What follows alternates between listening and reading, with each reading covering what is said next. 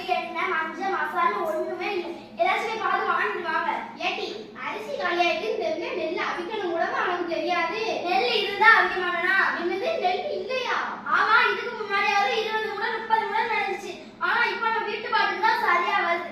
இப்போதைக்கு கொஞ்சம் விதநெல் மட்டும் தான் இருக்குது. சரி, இதை விதநெல் எடுத்துட்டு நான் போய் வித்துட்டு ஏதாச்சும் வாங்கிட்டு வரேன். என்னது விதநெல்ல விற்க போறீங்களா? ஆமா, அதான மழை வேண்டி ஊர்ல வெள்ளம் போது பாருன்னு அதை போய் விதைக்கிறதுக்கு. அட பாவி மனுஷன், சட்டியில மக்களிச்சு சந்தியில கோலம் விட்டு கோலம் ஆணி வர கோடமழை பெய்யாதோ கோடமழை பெய்யாதோ கோடமழை பெய்யாதோ.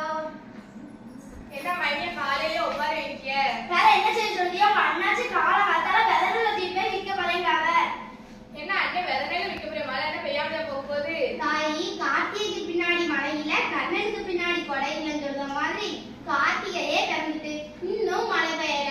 இப்ப பெய்யாத மழை எப்பதான் பெய்யும்? சரி, நான் இப்போ 2 பக்கம் அரிசி தரேன். ஏதாச்சும் உங்க குடும்ப சமாளி பெறவளை பெற பார்ப்போம். சரி தாய். கோமதி சங்க, கோமதி சங்க. ஐயா வணக்கம். ஐயா வந்து உட்காருங்க. வணக்கம்மா. என்ன பையன் 4 நாளா படிக்க கூட வரல, என்னாச்சு? அவனுக்கு 2-3 நாளா உடம்பு சரியில்லையா. என்னங்க என்ன பாத்துட்டு இருக்கீங்க? போய் டீ வாங்கிட்டு வாங்க. அதான் வாங்க போறேன். இந்த மஞ்சள் பையன் தூக்குவாளி கொண்டு போங்க. இது மஞ்சள் பையன் தூக்குவாளியுமா?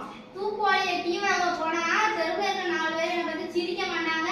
அப்ப நீங்க எதுல டீ வாங்குவீங்க? அந்த கடைக்காரனே தருவாங்கல்ல, அந்த கவர்ல தான். இதுல இருந்துதான் பிரச்சனையே ஆரம்பிக்கு. நான் சும்மா